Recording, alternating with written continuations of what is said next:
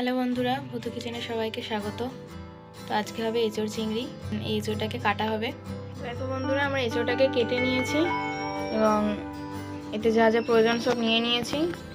এই যে এখানে বড় বড় করে আলু কেটে রেখেছি, জিরে, গরম মশলা, একটা টমেটো কেটে রেখেছি, পেঁয়াজ, কাঁচা লঙ্কা, রসুন এবং আদা। কড়াইতে জল বসিয়ে দিয়েছি, জল গরম হয়ে গেছে। এবার এতে পরিমাণ মতো লবণ এবং হলুদ দিয়ে এঁচোড়টাকে 10 মিনিটের মতো সিদ্ধ বসিয়ে দেবো।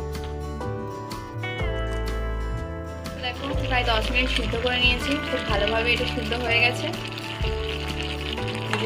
এবার আমরা এটাকে নামিয়ে নেব। তো এখানে আমরা ভাজা মশলার জন্য কিছু উপকরণ নিয়ে নিয়েছি, ধনে, শুকনো লঙ্কা, জিরে এবং গোলমরিচ।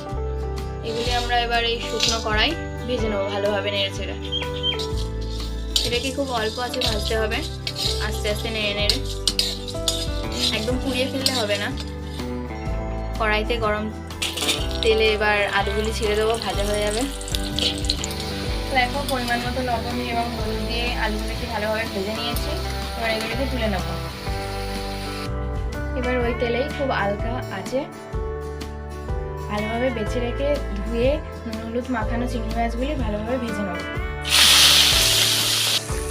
মাছগুলি ভাজা হয়ে গেছে। মাছগুলি আমরা খুব কড়াভাবে না ভেজে নরমভাবে একটু ভেজে নিয়েছি। এবার এগুলিকে তুলে নেব। এইবার গরম তেলে শুকনো লঙ্কা ও জিরে ফোড়ন দিয়ে ওই তেলে পেঁয়াজগুলি ভালোভাবে ভেজে নেব।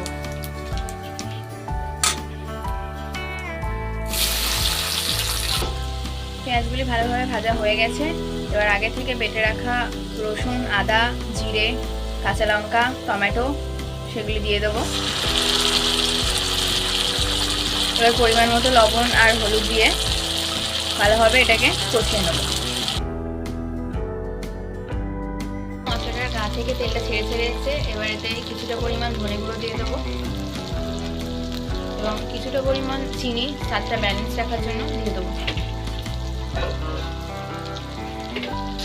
তো মশলাটা ভালোভাবে কষানো হয়ে গেছে। এবার একে একে ভেজে রাখা আলু, ভেজে রাখা চিংড়ি মাছ এবং সিদ্ধ করে রাখা এঁচোড়গুলি দিয়ে আরও ভালোভাবে একবার কষিয়ে নিতে হবে।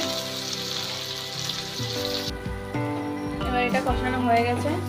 এবার পরিমাণ মতো এতে দিয়ে দেবো গরম জল। রান্না প্রায় শেষ।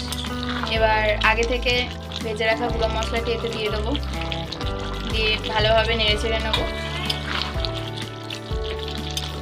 এবার সবশেষে গরম মশলা বাটা দিয়ে নেড়ে চেড়ে নামিয়ে নেবো।